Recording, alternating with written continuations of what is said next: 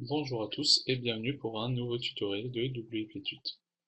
Alors dans ce premier tutoriel, nous allons voir comment lancer notre serveur local et ensuite comment installer le WordPress à l'intérieur de celui-ci. Pour commencer, première manipulation, on va se rendre sur le disque local à la racine. Alors moi j'utilise une version de XAMPP. Pour ceux qui voudraient utiliser WAMP, vous pouvez vous référer au tutoriel écrit qui décrit les étapes pour lancer le serveur WAMP, même si elles sont similaires. Ensuite, je vais aller cliquer sur examcontrol.exe et je vérifie bien que mon serveur Apache et le service MySQL soient lancés, donc avec des icônes vertes. Vous pouvez aussi le vérifier ici en faisant clic droit. Voilà. Pour WAMP, c'est la même manipulation.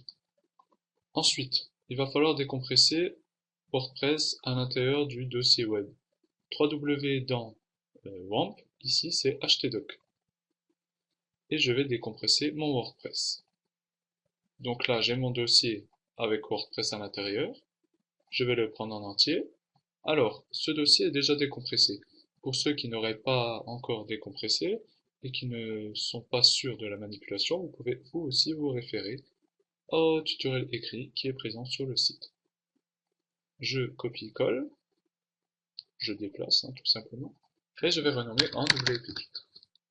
Voilà.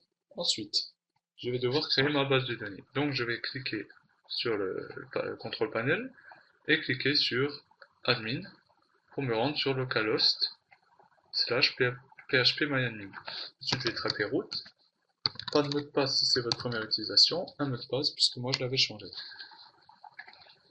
Je vais aller créer une base de données, donc en cliquant sur l'onglet base de données qui s'appellera WPTut. Je clique sur créer et j'ai enfin ma base de données. Pour ceux qui auraient fait une mauvaise manip, il vous suffit de cocher la base de données que vous voulez supprimer et de cliquer sur supprimer. Drop database vue. Et voilà. Ensuite, on va devoir se rendre sur le site WordPress finalement, donc c'est l'adresse est localhost/wptut/ le nom du dossier. Et on tombe sur la page qui nous dit qu'il manque un fichier wp-config. Nous verrons donc dans le prochain numéro comment continuer et lancer l'installation de WordPress. A bientôt pour un nouveau numéro de WPTut.